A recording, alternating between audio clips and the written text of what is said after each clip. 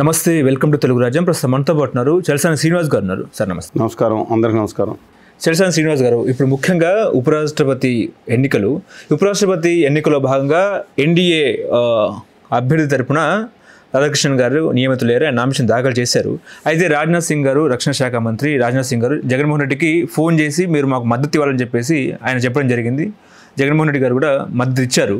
ఏంటండి ఏపీ విషయానికి వస్తే, ఏపీలో జగన్మోహన్ రెడ్డి, చంద్రబాబు నాయుడు బీజేపీకి ఢిల్లీలో మద్దతు ఇవ్వడం అనేది మీలాంటి వ్యక్తులు ఏం చెప్తారు, ఎట్లా చూస్తారు సార్? ఏమున్నది గర్వకారణం నరజాతి చరిత్ర సమస్తం పరపీడన పారాయణత్వం అన్నాడు శ్రీశ్రీ గారు. ఏమున్నది అక్కడ కోస్తా రాయలసీమ అప్పుడు విభజిత ఆంధ్రప్రదేశ్లో చెప్పుకోవడానికి గర్వకారణం. మొత్తం ముగ్గురు కలిసి ఆ ఉత్తర ఆదాని గారి పార్టీకి బానిసలుగా మారిపోయారు లేదనేది కొత్తగా మీరు వాళ్ళకి చెప్తున్నారు ఏంటండి? ఇంతకుముందు చూసాం కదా. లేదా కేసులు ఉన్నాయి, వాళ్ళు లేదా ఉత్తర బాధ్యత చేసి వాషింగ్ పౌడర్ నిర్మాణం బయటకు వెళ్ళి ఏం చేయమంటారు చెప్పండి? ఇవాళ తెలుగు బిడ్డ అంటే పూర్వం వెంకయ్యనాయుడు గారు చేశారని ఈయన మాట్లాడుతూ ఉన్నారు. ఎవరో గవర్నీలు కృష్ణరెడ్డి గారు. నేను అడుగుతూ ఉన్నాను, మా ద్రావిడ బిడ్డే, మీరు ఎన్నికల కోసం ఏం చేశారో, ఎలాగ వేషాలు మారుస్తున్నారో జనాలు చాలామంది చూశారు. చంద్రాపురం పొన్నుస్వామి రాధాకృష్ణన్ గారు మన తమిళుడే, అంటే మా ద్రవిడ బిడ్డే. ఎక్కువగా నా కాంట్రవర్షియల్ కూడా కాదు, ఎందుకంటే 4 రాష్ట్రాలు తిప్పారు ఆయన. పాండిచ్చేరికి పెట్టారు, అక్కడి నుంచి జార్ఖండ్, తెలంగాణ ఇన్ఛార్జ్, మళ్ళీ అక్కడ మహారాష్ట్ర. అందుకని జార్ఖండ్లో కొంచెం తెరనకాయం చేసినట్టు ఉన్నారేమో, కానీ మహారాష్ట్రలో ఆయన ప్రభుత్వం కాబట్టి గొడవ లేదు. అందువల్ల ఇక్కడ చిన్న స్టింట్ కాబట్టి ఇబ్బంది లేదు. పాండిచ్చేరి వాళ్ళ ఎన్డీఏ కూటమి దాంతోనే కదా. ఆయన 2 సార్లు ఎలక్ట్ అయ్యారు. 1998లో ఎలక్ట్ అయింది ఏ పార్టీ మీద? ఏఐడిఎంకే సహకారంగా ఎలక్ట్ అయ్యారు. వెంటనే ప్లేట్ మార్చి ఏఐడిఎంకే మీద కూటమి మీద పోటీ చేసి 1999లో మళ్ళీ ఎంపీ కింద ఎలక్ట్ అయ్యారు. తర్వాత 2004, 14, 19లో 3 సార్లు పోటీ చేసి సిపిఎం అండ్ సిపిఐ వామపక్ష పార్టీ అభ్యర్థుల మీద కోయంబత్తూరులో ఓడిపోయారు ఆయన. కేవలం ఆ పార్టీలు ఉన్నదానికి ఆయనకి ఈ పదవి ఇచ్చారు. జస్ట్ దక్షిణాదికి అన్యాయం జరుగుతుంది. ఎందుకంటే ఎవరు లేరు పైన, స్పీకరో లేకపోతే ప్రిన్సిపల్, మొత్తం 4 పోస్టులు కలిపి 3 సంవత్సరాల నుంచి ఏకఛత్రపత్యంగా వస్తున్నారు.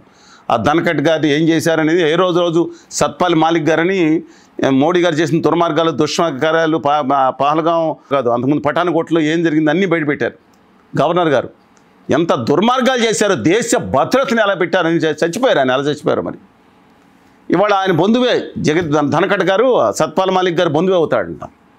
ఈయన ఎందుకు వెళ్ళిపోయారు? ఎప్పుడు జీవిత చరిత్రలో బతుకుంటే రాస్తారేమో ఆయన. అది పక్కన పెడదాం. వెంకయ్యనాయుడు గారు ఎందుకు తీసేశారు? పదవి నుంచి ఎందుకు కట్ చేసి ముక్కలు కట్ చేసి వాళ్ళు షెడ్కి ఎందుకు పంపించారు ఆయన్ని? వీళ్ళకన్నా సీనియర్ మోస్ట్, వీళ్ళకన్నా సిన్సియర్ ఆర్ఎస్ఎస్ కార్యకర్త కదా ఆయన. ఏమయ్యారు? మండా దత్తాత్రేయ గారు ఎందుకు షెడ్కి గవర్నర్ పదవి ఇచ్చి షెడ్కి పంపించేస్తారు. నిబద్ధతకు మారు పేరుకున్న దత్తాత్రేయ గారు కానీ వెంకయ్యనాయుడు గారు కానీ తెలుగు బిడ్డలు కాదా? ఎస్. ఇవాళ వాడుకుంటానికి అంటే కించిత్తు బుర్ర ఉండకూడదనమాట వాళ్ళకి. ఇవాళ ఈ ఓట్ల కోసం మీ చెప్పు చేతిలో పెట్టుకొని మనుషుల కోసం చేశారు. కానీ ఇవాళ బాలకృష్ణ సుదర్శన్ రెడ్డి గారు నా తెలుగు బిడ్డ సైద్ధాంతికపరంగా అంటే మేము అప్పుడు ఆంధ్రప్రదేశ్ కానీ హక్కుల కోసం మేము కోర్టులో కేసు లేదా మిగతా వేసినప్పుడు కూడా ఆయన జడ్జిగా ఉన్నారు. ఆ తర్వాత ఆయన గౌహతి హైకోర్టు ప్రధాన న్యాయమూర్తిగా సుప్రీంకోర్టులో 2007 నుంచి 2011 వరకు ఉన్నారు. ఆ తర్వాత మళ్ళీ లోకాయుక్తగా గోవాకి వేశారు. కానీ ఆయన పదవికి రాజీనామా చేసి స్వతంత్రకు వచ్చి ప్రత్యేక తెలంగాణ వాదం చేపు చాలా గట్టిగా మొగ్గారని. అందుకని ప్రత్యేక తెలంగాణ అయిపోయింది కాబట్టి నేను మాట్లాడలేదు. విధానపరంగా కొంచెం విభేదం ఉండొచ్చు, కానీ నా తెలుగు బిడ్డ. మేము బయటాలం వస్తే 13.5 కోట్ల మంది లగాయించుకుని నిలబడతాం నా తెలుగు జాతి బిడ్డలం. ఖచ్చితంగా అలాంటి వాళ్ళు ఒక నిజాయితీకి మారుపేరుకున్న సుదర్శన్ రెడ్డి గారు ప్రజల హక్కుల పట్ల సాపేక్షంగా ప్రజల హక్కుల పట్ల మానవతా దృక్పథంతో ఉన్నారని పేరున్న సుదర్శన్ రెడ్డి గారు డెఫినెట్గా ఈ దేశానికి ఉపరాష్ట్రపతి కావాలని కోరుకుంటున్నాను. నా తోటి ద్రవిడ బిడ్డ అయితే అయ్యాడు, నా తెలుగు బిడ్డ కదా, కానీ స్వతంత్ర వ్యక్తిత్వంతో ఉన్నాడు. నిన్న ఆయన నామినేషన్ అప్పుడు 6 చూడండి, ఎవరిని అందరూ ఉత్తర భారతీయ జనతా పార్టీ బ్యాచ్, ఆదాని గారి బ్యాచే కనపడుతున్నారు. ఈయన దగ్గర అందరూ ఉన్నారు. ప్రజాస్వామ్యం నిలబెట్టడానికి మరి జగన్మోహన్ రెడ్డి గారు లేతే చంద్రబాబు నాయుడు గారు, కళ్యాణ్ గారి గురించి ఎంత తక్కువ చెప్పుకుంటే అంత మంచిది. ఎందుకంటే ఉపాధి ఎలాగో లేదు, స్పీడ్ పెంచుకుని స్టెంట్లు చేసుకుంటే సినిమాలకు వెళ్ళి చొక్కాలు చింపుకోకుండా ఏం చేస్తారు, స్టెంట్ స్కూల్స్ పెట్టండి అని చెప్పి కోరారు ఆయన. మోడీ గారితో ఆయన స్టెంట్ స్కూల్స్ పెట్టించుకుంటారు అనుకుంటా. నేను బాధగా ఉండి వాళ్ళ యువత గురించే మాట్లాడుతున్నా. నేను వాళ్ళు ఎవరైతే నిలబెట్టారో వాళ్ళు దాని ప్రత్యేకత విభజన హామీల కోసం ప్రాణత్యాగం చేస్తారని నిరాదీక్ష చేస్తారని చెప్పి ఆ కాడి పక్కన పడేసి ఆర్య సనాతనవాదాన్ని ముందు ఎత్తుకుని ఆయన గురించి తక్కువ మాట్లాడుకున్నాం. ఇప్పుడు రాజ్నాథ్ సింగ్ గారు చంద్రబాబు నాయుడుకి చెప్పకుండా జగన్మోహన్ రెడ్డి మద్దతు కోరడం అనేది దేనికి సంకేతం అంటారు? ఇప్పటికి కూడా బీజేపీ నాయకులు చంద్రబాబు నాయుడు గారిని నమ్మట్లేదా అంటే ఏం చెప్తారు? చంద్రబాబు నాయుడు గారిని ఎట్టి పరిస్థితుల్లో నమ్మరు. ఇవాళ కనపడేది లోకేష్ గారు ఎట్టి పరిస్థితుల్లో ఆ పార్టీని ఫినిష్ చేసేంతవరకు 2018లోనే ఆపరేషన్ శివాజీ గారు సామాన్యంగా చెప్పాడండి. పిలవండి ఒకసారి శివాజీ గారి ఇంటర్వ్యూకి. ఈరోజు శివాజీ గారు ఉన్నారు కదా, ఒకసారి పిలవండి ఆయన్ని.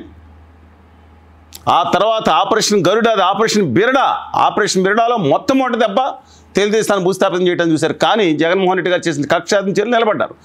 బెదిరించి జైలు అంటే జగన్మోహన్ రెడ్డి గారికి ఒక్కలే పెట్టేసి 53 రోజులు జైలు పెడతారా? దక్షిణాదిలో స్టాల్ వాట్లేటర్ అప్పుడు దేశంలో చక్కని సీనియర్ మోస్ట్ రాజకీయ నాయకులు ఉన్నారు. ఆయన చంద్రబాబు గారు 53 రోజులు జైల్లో పెడతారండి. అమిత్ షా గారును మోడీ గారికి తెలియకుండా శివుడు ఆజ్ఞలు చెవన కొట్టడం జరుగుతుందా? పెట్టి సాగు చేత కొట్టి చేతిలో పెట్టుకున్నట్టు చేశారా లేదనేది ఆలోచించుకోవాలి. ఇవాళ చాలా ప్రమాద గంటికలు. ఒకటి, తెలుగుదేశాన్ని ఫినిష్ చేయాలి. ఏది వీళ్ళు స్టేజ్ వచ్చిన తర్వాత అప్పుడు ఉంటారు. ఆ తర్వాత బీఆర్ఎస్ భారత రాష్ట్ర సమితిని ఆల్రెడీ సగం నరికేసి ఇంకా కుటుంబంలో చిచ్చులు పెడతానని చూస్తున్నారు. అక్కడి నుంచి బయలుదేరి మీరు జేడీఎస్ని నరికేసి చేతిలో పెట్టుకుని కాళ్ళ కింద పెట్టి తొక్కుతున్నారు.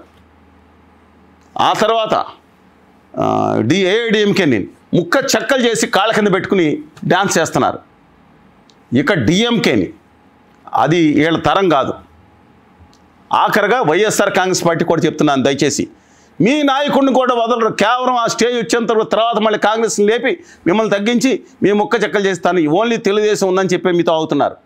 తెలుగుదేశం పడిపోయిన రోజు మీకు పుట్టగతులు లేకుండా కూడా చేసే పార్టీ ఆదాని గారు ఉత్తర భారతీయ జనతా పార్టీ. తెలుసుకోండి. నా తెలుగు జాతి పెట్టగా నేను చెప్తున్నా, కావాలి తెలుగు జాతి పెట్టలు అందరూ కావాలి నాకు. ఎవరైతే కానీ నా తెలుగు జాతి కావాలి. తప్పులు చేస్తే చేస్తారు. చంద్రబాబు నాయుడు గారు, జగన్మోహన్ రెడ్డి గారు, లేకపోతే రేవంత్ రెడ్డి గారు, లేకపోతే మన హరీష్ రావు గారు తప్పులు చేస్తే చేస్తారు. ఆర్ఎస్ ప్రవీణ్ కుమార్ గారు తప్పులు చేస్తే కొంచెం చేయొచ్చు. కానీ తెలుగు జాతి పెట్టలు తెలుసుకుంటారు. ఈ జాతి పట్ల ఖచ్చితంగా వాళ్ళకి ఈ జాతి నిబద్ధత ఉంటుంది. కానీ జగన్మోహన్ రెడ్డి ఎందుకు ఎన్డీఏ కూటమి అభ్యర్థికి మద్దతు ఇచ్చారు? కాంగ్రెస్ కూటమి అభ్యర్థి మీరు అన్నట్టు తెలుగు బిడ్డకు ఎందుకు మద్దతు ఇవ్వలేదు అనేది ప్రశ్న. నేను ఆయన కలిశారు కదా ఎంపీ గారు వెళ్ళి, ఎవరిని మల్లికార్జున గారికి కలిసి చెప్పుంటారు. కేసులు ఉంటాయి కదండి. వాషింగ్ పౌడర్ నిర్మాణం ఆయన అవ్వలేదు కదా, రఘునాథ్ రెడ్డి కలిశారు. అవునండి, కేసులు ఉంటాయి కదా, ఏం చేస్తారు చెప్పండి. చంద్రబాబు నాయుడు గారు అధికారంలోకి వచ్చిన తర్వాత కూడా స్కిల్ డెవలప్మెంట్ కేసులు అరెస్టులు చేశారు 2. మీకు చాలామంది తెలీదు. ఈ మీడియాలో ఇవ్వు, నేనేం చేయను. మీడియాలో నేను ఒక్క మాట మాట్లాడి అన్ని మీడియాలను గౌరవిస్తే ఎందుకు బహిష్కరించారు నన్ను వాళ్ళు? జగన్ గారి మీడియాలు, చంద్రబాబు నాయుడు గారి మీడియాలు, కేసీఆర్ గారి మీడియాలు, రేవంత్ గారి మీడియాలు. నేనేం చేశానండి? మీరు బీజేపీని తిడతారేమో అని బహిష్కరించారేమో. నేను తిడతాం ఏంటండి? నేను బీజేపీని తిట్టినాను. బీజేపీ ఒకప్పుడు ఒక ఐడియాలజికల్ డిఫరెన్స్ ఉన్న పెద్ద నాయకులు. నేను ఆదాని గారు ఉత్తర భారతీయ జనతా పార్టీ ఆంధ్రప్రదేశ్కి అన్యాయం చేస్తుంది, తెలుగు జాతికి అన్యాయం చేస్తుందని మాట్లాడుతున్నాను. బీజేపీలో వాజ్పేయి గారిని నేను అద్వై గారిని ఆడి తిడతానండి నేను. కానీ అసలు జగన్ స్టాండ్ ఏంటంటారు? అసలు ఆయన అధికారంలో రావాలి, చంద్రబాబు నాయుడు దిగిపోవాలి, ఆయన అధికారం రావాలి, దానికోసం ఏదైనా సిద్ధమైన. గల్లీలో కొట్టుకుంటారు, ఢిల్లీలో ఎట్లా సపోర్ట్ చేస్తారు అనేది ఏపీ ప్రజలు ప్రశ్న. ఖచ్చితంగా ప్రశ్న. అది ఇంకొక ప్రశ్నలు కూడా ఉన్నాయి. ఎందుకంటే అక్కడ కాంగ్రెస్ పార్టీలో ఎవరైనా పెట్టారు, నేను పేర్లు చెప్పకూడదు కానీ మరి ఏమన్నా అంటే మీరు బాధపడతారు. షర్మిల గారిని పెట్టారు. వద్దులేండి, సభకు నమస్కారం. ఆవిడ వద్దులేండి, ఆవిడ గురించి మాట్లాడుకోవడం కంటే ఇంకా కీళ్ళు కృపారాయణ గారు నిజాయితీగా మాట్లాడుతున్నారు. వీళ్ళ అన్నయ్య గారి మీద ఆస్తులు సెటిల్ చేయడానికి రంగంలో వచ్చి ఇటు కొంచెం బాగుండదు కదా అని ఇటు తెలుగుదేశం మీద బీజేపీ మీద అక్షంతలు వేస్తూ ఉంటారు. ఆ అన్నగారి మీద మాత్రం సుత్తి పెట్టుకుని కొడతా ఉంటారు. వాళ్ళ ఆస్తుల సంగతి ఆవిడ చూసుకోవచ్చు. ఆంధ్రప్రదేశ్ ప్రత్యేక హోదా విషయంలో చంపేసిన వాళ్ళలో ఈవిడ కూడా ఉన్నారా లేదా అనేది ఆవిడ ప్రశ్నించుకోవాలి. With due respect to her. సెల్సన్ శ్రీనివాస్ గారు, అసలు బీజేపీ శత్రువు ఎవరు? ఇప్పుడు జగన్మోహన్ బీజేపీ శత్రువు నా దక్షిణాది ప్రజానీకమా కాదని దక్షిణాది ప్రజానీకం ఆలోచించుకోవాలి. ఉత్తర భారతీయ జనతా పార్టీ శత్రువు వాళ్ళ దృష్టిలో ఇక ఆత్మగౌరవం ఉన్న దక్షిణాది, మా బానిసలో ఉన్న దక్షిణాది వాళ్ళు ఇబ్బంది లేదు. ఆత్మగౌరవం ఉత్తర భారతీయ జనతా పార్టీకి ప్రథమ శత్రువు, ఆత్మగౌరవం ఉన్న దక్షిణాది ప్రజలు. ఈ దేశ మూలవాసులు, ఈ దేశ మూల సంస్కృతి, నా ఎల్లమ్మ, మా మైసమ్మ, మా దేశాలమ్మ, మా తలుపులమ్మ, మా సమ్మక్క సరక్క, వీళ్ళందరూ శత్రువులు లేదని వాళ్ళు ఆలోచించుకోవాలి. మా పేర్లు మార్చేశారు. నా మూలదాస సంస్కృతుల పేరు మార్చేశారు.